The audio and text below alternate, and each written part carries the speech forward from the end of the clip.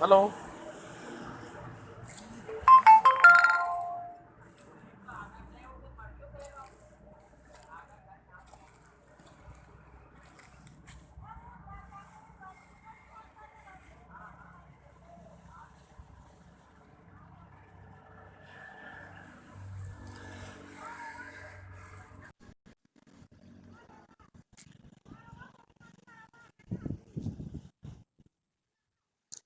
Hello. चलो, आप लोग तो कोई अभी तक ज्वाइन नहीं किए। चलो मैं बाद में पढ़ स्टार्ट करता हूँ कि अब अपना जो टॉपिक था एनालॉग कम्युनिकेशन में, भाई मैंने बेसिक उसका बता दिया था, है ना। उसका एक बार फिर रिवीजन करवा देता हूँ मैं कि भाई मैंने बता दिया था कम्युनिकेशन होता क्या है, उसकी प्रोसेस क्या होती है और कितने प्रकार को उसकी सारी डिटेल में बता दिया था मैंने। अब हम देखते हैं आज कि भाई कम्युनिकेशन कितने प्रकार के होते हैं। तो ये मैंने आपको नोट्स कल शेयर किए थे, है ना। और इसमें क्वेश्चन है आपको कि types of modulation in analog communication, है ना। तो भाई मॉड्यूलेशन और उसके टाइप्स क्या होते हैं, तो देर आर मेनली अपने three basic types of modulation रहते हैं आपके, है ना। एम्पलीट्यूड मॉड्यूलेशन, फ्रीक्वेंसी मॉड्यूलेशन और फेज मॉड्यूलेशन। मैंने पिछले लेक्चर में आपको डायग्राम में बताया था कि भाई एम्पलीट्यूड क्या रहता है, जो हमारी वेव रहती है उसकी मैक्सिमम वैल्यू आपके एम्पलीट्यूड, फिर फ्रीक्वेंसी उसकी जो आपकी वेव एक प्रति सेकंड में कितनी ट्रेवल हुई, यानी उस अपने वेव के जो साइकिल्स पर सेकंड रहते हैं वो आपकी फ्रीक्वेंसी, और फेज उसके जो एंगल रहते हैं जो कोण बनाते हुए जाती है वो। तो आपके एम्पलीट्यूड मॉड्यूलेशन, फ्रीक्वेंसी मॉड्यूलेशन और फेज मॉड्यूलेशन ये आपके टाइप्स हो गए एनालॉग कम्युनिकेशन के, है ना। मॉड्यूलेशन तो उसमें क्या रहता है, फ्रीक्वेंसी, जो फ्रीक्वेंसी मॉड्यूलेशन में अपन क्या करते हैं कि जो सिग्नल रहता है वो मॉड्यूलेट होता है फ्रीक्वेंसी के अनुसार, है ना। और जो मैसेज सिग्नल रहता है आपका, उसका जो आपका रहता है वो फ्रीक्वेंसी मॉड्यूलेशन में क्या रहता है, आपकी फ्रीक्वेंसी आप मॉड्यूलेट करते हो कैरियर सिग्नल के हिसाब से, सुपर इम्पोज करते हो, जबकि फेज और एम्पलीट्यूड सेम रहता है। और एम्पलीट्यूड मॉड्यूलेशन में आप एम्पलीट्यूड मॉड्यूलेट करते हो, है ना। फेज और फ्रीक्वेंसी सेम रहती है, इसी फेज में फेज से चेंज होगा और फ्रीक्वेंसी और एम्पलीट्यूड सेम रहेगा। तो इसमें क्या रहता है, फ्रीक्वेंसी जो अपने कैरियर सिग्नल की रहती है वो अपन मॉड्यूलेट कर देते हैं, चेंज कर देते हैं मैसेज सिग्नल के सापेक्ष में, जबकि उस आपका जो मैसेज सिग्नल का जो एम्पलीट्यूड और फेज है वो सेम रहता है।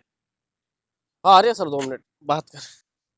वो ये रहता है। तो आप में जो एनालॉग कम्युनिकेशन टेक्निक्स रहती है, कॉमन एनालॉग कम्युनिकेशन टेक्निक जो रहती है आपके एम्पलीट्यूड मॉड्यूलेशन, है ना। इसमें क्या रहता है, अपन एम्पलीट्यूड, इसमें एम्पलीट्यूड कैरियर सिग्नल का अपन वेरिएट करते हैं, है ना। किसका, मॉड्यूलेटिंग सिग्नल का।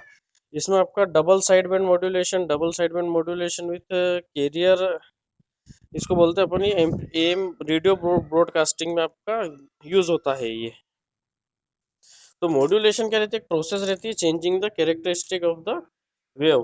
जो हमें क्या रहती है, हमें कि वेव की जो आपकी तरंग की जो गुण रहते हैं उसको चेंज करना रहता है, ट्रांसमिट, जो हमें ट्रांसमिट करनी है किसके, super impose the message signal to the high frequency signal, यानी हाई फ्रीक्वेंसी सिग्नल पे सुपर इम्पोज करके मैसेज सिग्नल को, या उस पर बैठा करके हम उसको फिर ट्रांसमिट करते हैं, ताकि हमारा सिग्नल हमें सेफ रहे और हमें अधिक शक्तिशाली प्राप्त हो।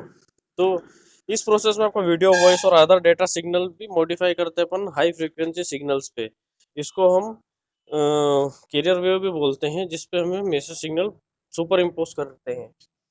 तो इस कैरियर वेव जो रहती है आपकी, कैन भी डीसी और एसी और पल्स चेन भी हो सकती है, अपनी डिपेंड करती है अपनी एप्लीकेशन के इस्तेमाल पे। तो हाई फ्रीक्वेंसी साइन वेव ज़्यादातर यूज होती है कैरियर वेव सिग्नल के रूप में।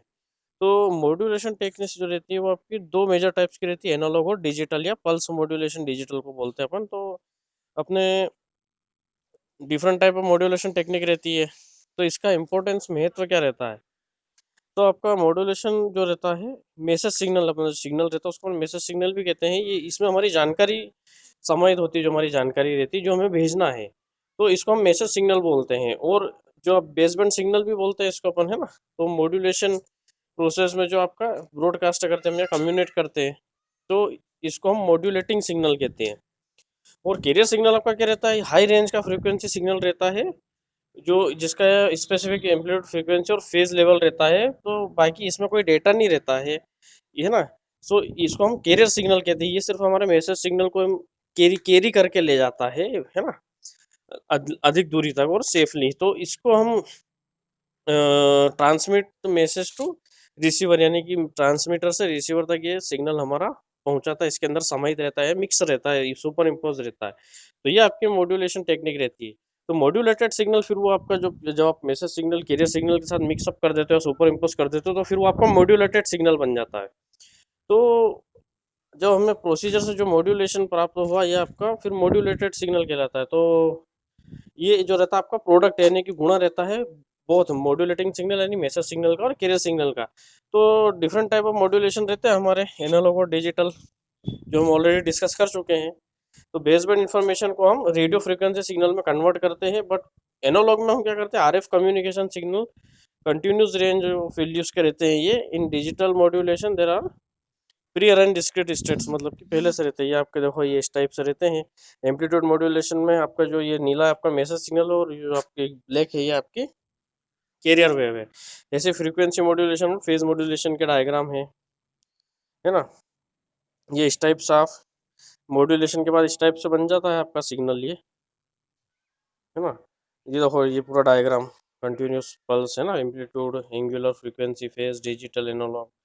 फिर पल्स में आपके pulse pulse amplitude, pulse duration, pulse position modulation, ये सब अलग अलग डिजिटल में आते हैं। तो अपन इसमें क्या रहता है, कंटिन्यूस जो वेरिंग साइन वेव रहता है, वो हम उसको हम कैरियर वेव के रूप में यूज़ करते हैं, मैसेज सिग्नल के रूप में। हेलो हेलो, इधर पीछे